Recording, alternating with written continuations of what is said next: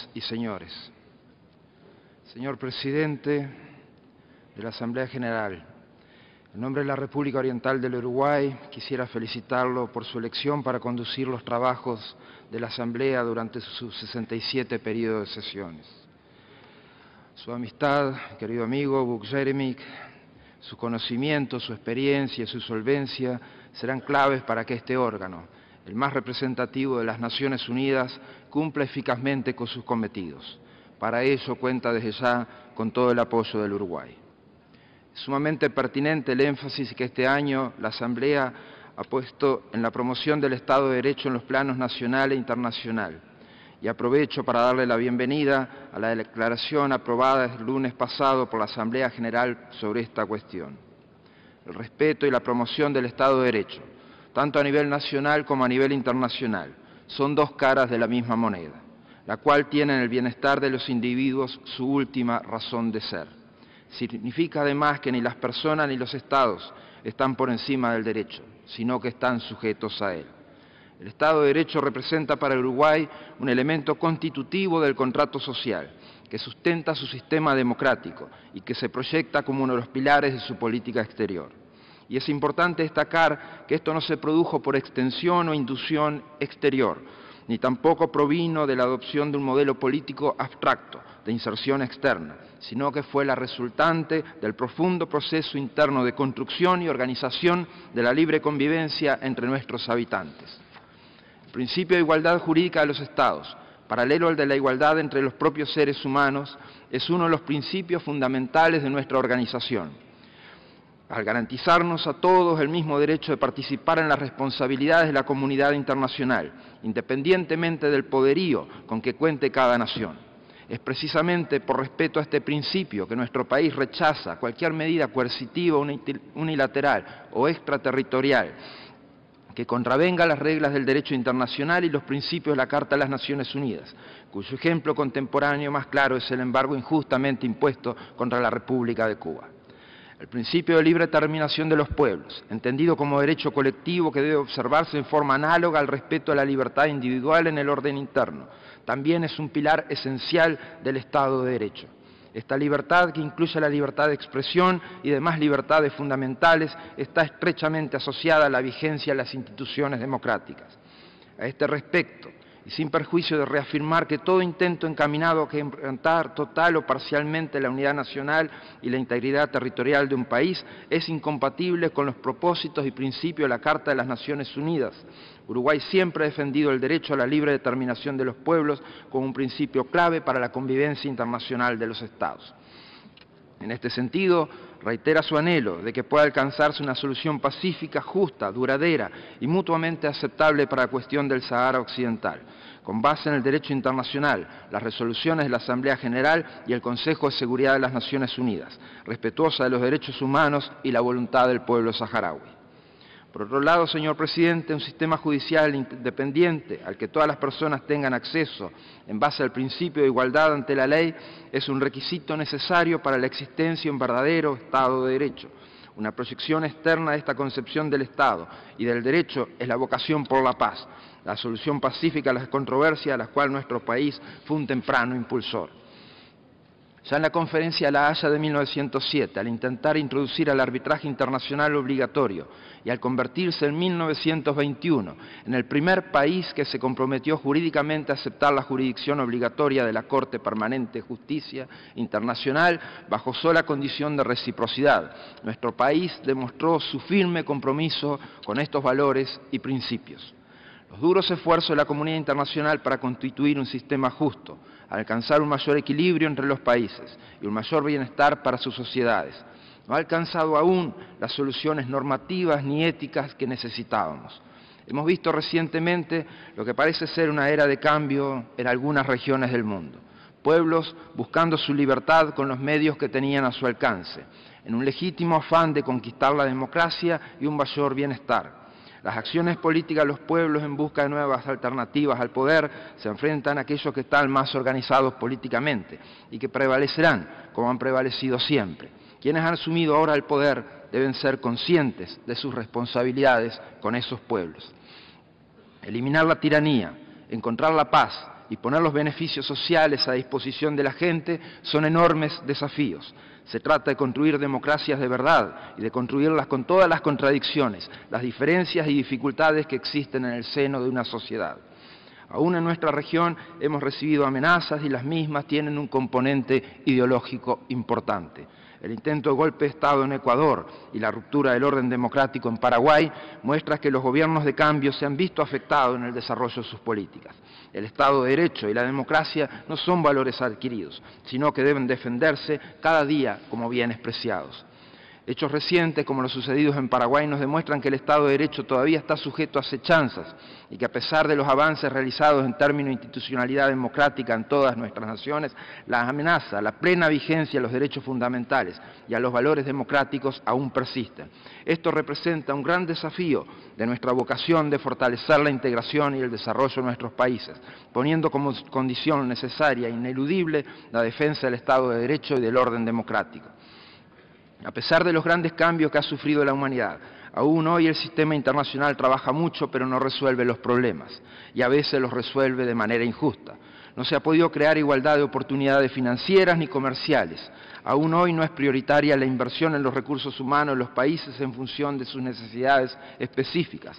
Las acciones políticas del sistema han sido para controlar o decidir destinos políticos, pero no para darle seguridad ni bienestar práctico y tangible a su gente. Los que sufrían antes sufren ahora. Los países poderosos aún hoy amenazan o intervienen en otros estados. Hemos escrito sobre valores y principios y los hemos incorporado a nuestras cartas constitucionales. Hemos predicado de muchas maneras lo que es bueno para todos, pero no hemos logrado que los miles de millones de pobres resuelvan sus necesidades básicas, ni les hemos asegurado programas de salud, de educación, de vivienda o de empleo. Los fundamentos de la justicia social son los mismos desde toda la vida. Es la paz, es la libertad, porque sin ella no podemos ejercitar la conciencia de las causas nobles que implican que uno no está sujeto, ni dominado, ni oprimido, y sin ella no hay nada. Es la vivienda digna que ampara a la familia, es el trabajo con dignidad y un salario justo, es el derecho a la educación y la obligación que tiene cada persona, es la salud que pueda salvar a los 7 millones de niños menores de 5 años que mueren año a año en el mundo, que atienda y cuida a los viejos, a las mujeres, a los más desvalidos. Lo verdaderamente revolucionario es cambiar las condiciones de vida de aquellos que no gozan con plenitud de estos derechos, porque nuestro ideal político tiene que ser esencialmente la dimensión humana, y eso debe resolverse haciendo que el sistema asegure a cada persona las máximas garantías en cuanto a sus derechos políticos, y que sea esencialmente justo en cuanto a las obligaciones y responsabilidades al respecto. La más grande libertad implica la más grande responsabilidad. Cada persona, en su dimensión individual y colectiva, debe recibir, tener y gozar de aquellos derechos que son fundamentales para asegurar el bienestar de todos, como una forma de transformar las soluciones en realidades. La lucha por la transformación resuelve la lucha de cada uno por encontrar una solución para sus problemas. Resolver las causas inherentes a la pobreza, a la falta de libertad o a los impedimentos de goce de los derechos económicos, sociales y culturales requiere de acciones concretas, urgentes e inmediatas. Hace casi 200 años, Artigas declaró que los más infelices serían los más privilegiados. Su pensamiento era verdaderamente revolucionario, pero había en él algo más revolucionario todavía, pues se tomó el trabajo de instrumentar y ejecutar los cambios que provocarían esa reasignación de recursos. Llevó sus soluciones a los más desvalidos, a las viudas con hijos, a los niños, a los negros, a los ambos y criollos pobres. El desarrollo requiere necesariamente del cambio. El presente nos deja como condición a priori en nuestros proyectos problemas insolubles como la miseria, la malnutrición, el hacinamiento, el desempleo, la mortalidad infantil y otros flagelos socioeconómicos que todavía sufre gran parte de la humanidad. Ergo, ese sistema requiere un cambio y la única forma de ejecutarlo es transformar la realidad. Nuestras responsabilidades como sociedades y naciones no pueden ser soslayadas, pues parte de esos problemas surgen como resultado natural de las condiciones y características de las relaciones entre los Estados. El contexto internacional tiende a concentrar riquezas, eficiencias y competitividades, y no tiene mecanismos que vuelvan a reasignar los recursos de manera justa y eficiente, que faciliten un techo a cada desamparado, un plato de comida a cada hambriento, que rompa las cadenas de los oprimidos. El sistema internacional se basa en la lucha de los intereses nacionales para posicionarse mejor en función del poder, y eso hace que la concentración de él mismo sea cada vez mayor. A nadie escapa que los países como el nuestro se mueven en mercados internacionales altamente competitivos, que somos tomadores de precios, que los commodities fluctúan alterando la matriz exportadora nacional, que estamos sujetos a las crisis financieras de turno. Continuando este razonamiento, resulta indispensable capitalizar la inserción internacional del país, integrando aspectos internacionales a los problemas propios del país en materia de agricultura, industria, comercialización y financiamiento, siempre con la intención de eliminar la pobreza, lograr la justicia social y fundamentalmente consolidar una educación de primer nivel. Ello requiere, entre otras cosas, la reducción y eliminación de las distorsiones que actualmente obstaculizan los intercambios comerciales, especialmente los subsidios agrícolas, los apoyos internos y otras medidas proteccionistas que no permiten que el comercio internacional pueda constituirse en un factor que contribuya a superar la crisis financiera internacional que actualmente afecta a la economía mundial. El desarrollo económico y social requiere la estabilidad y previsibilidad que asegura el Estado de Derecho. Las Naciones Unidas han entendido esta realidad y es auspicioso ver cómo el fortalecimiento del Estado de Derecho y las instituciones encargadas de aplicarlo presentan elementos centrales y de las tareas que realizan diversas operaciones de mantenimiento de paz, de consolidación de la paz y misiones políticas especiales, incluyendo la misión de estabilización de Naciones Unidas en Haití, MINUSTAH, de la que Uruguay es uno de los principales contribuyentes. Nuestra convicción histórica de que una sociedad nacional debe regularse a través del derecho nos ha llevado a sostener que la sociedad de naciones soberana debe regirse conforme al derecho internacional. En ese sentido, Uruguay espera que la comunidad internacional pueda dar pasos efectivos hacia la eliminación de las armas nucleares y compromete su esfuerzo para disipar esta terrible amenaza que aún pesa sobre la humanidad. Asimismo, hacemos un llamado para redoblar los esfuerzos que permitan concluir finalmente un tratado que regule el comercio de armas, actividad que afecta gravemente a los países de América Latina y el Caribe y de otras regiones del mundo en desarrollo. Respecto a la promoción y protección de los derechos humanos, la cooperación de Uruguay con el sistema internacional ha alcanzado los niveles más elevados. Nuestro país es parte de todos los instrumentos jurídicos relevantes en materia de derechos humanos y derecho internacional humanitario. Mantiene invitaciones abiertas a todos los procedimientos especiales de carácter universal o interamericano para visitar el país y reconoce la competencia obligatoria de todos los comités de vigilancia para recibir denuncias y comunicaciones individuales. Asimismo, Uruguay ha señalado su preferencia por el esclarecimiento de organismos e instituciones internacionales de carácter jurisdiccional. Esta vieja aspiración del país se concretó a nivel internacional con la creación de la Corte Interamericana de Derechos Humanos.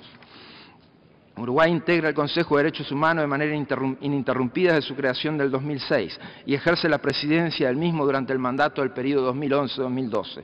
Durante nuestro mandato hemos bregado por incidir en una nueva cultura de diálogo, la utilización progresiva e incremental de los procedimientos especiales y otros instrumentos de acción antes que la aplicación de otros medios coercitivos y de confrontación, un modelo cooperativo de doble vía entre los Estados Unidos y el sistema de Naciones Unidas, una mayor articulación en la región y la necesaria participación de la sociedad civil.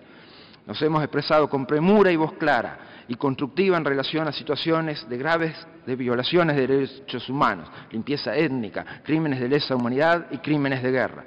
Desde el año 2002, Uruguay es parte del Estatuto de Roma y adoptó una ley que puede considerarse como un modelo de cooperación con la Corte Penal Internacional.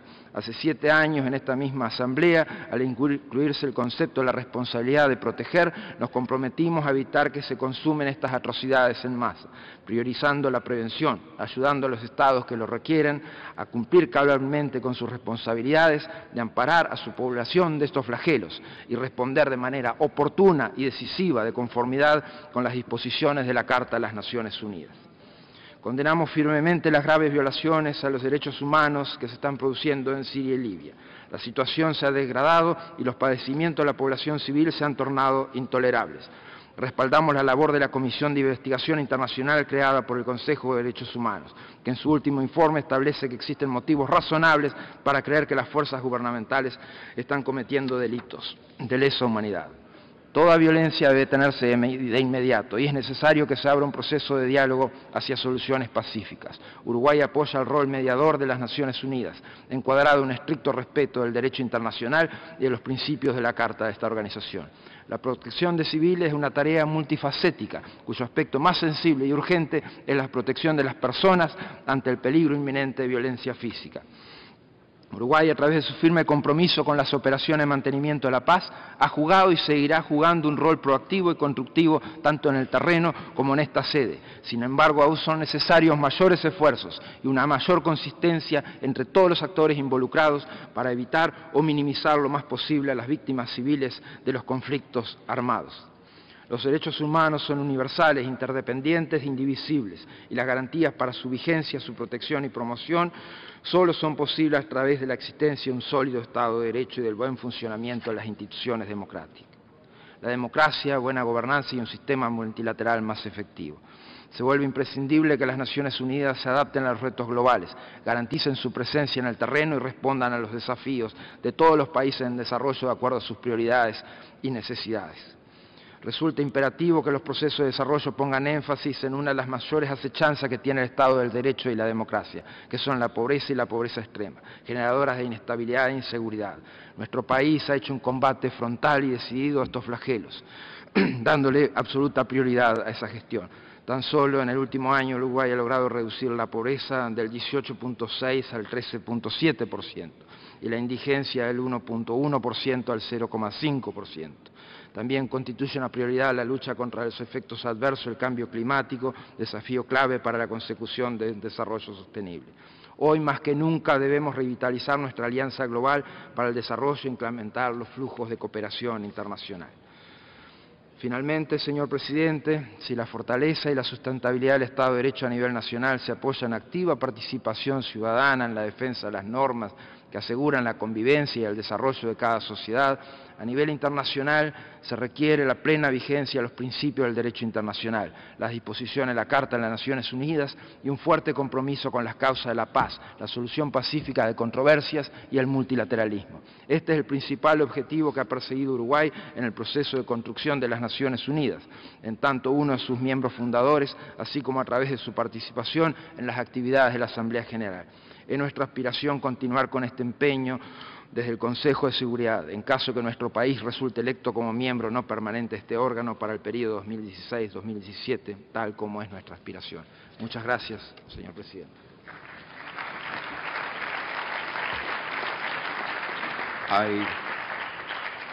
I thank the Minister for Foreign Affairs of Uruguay.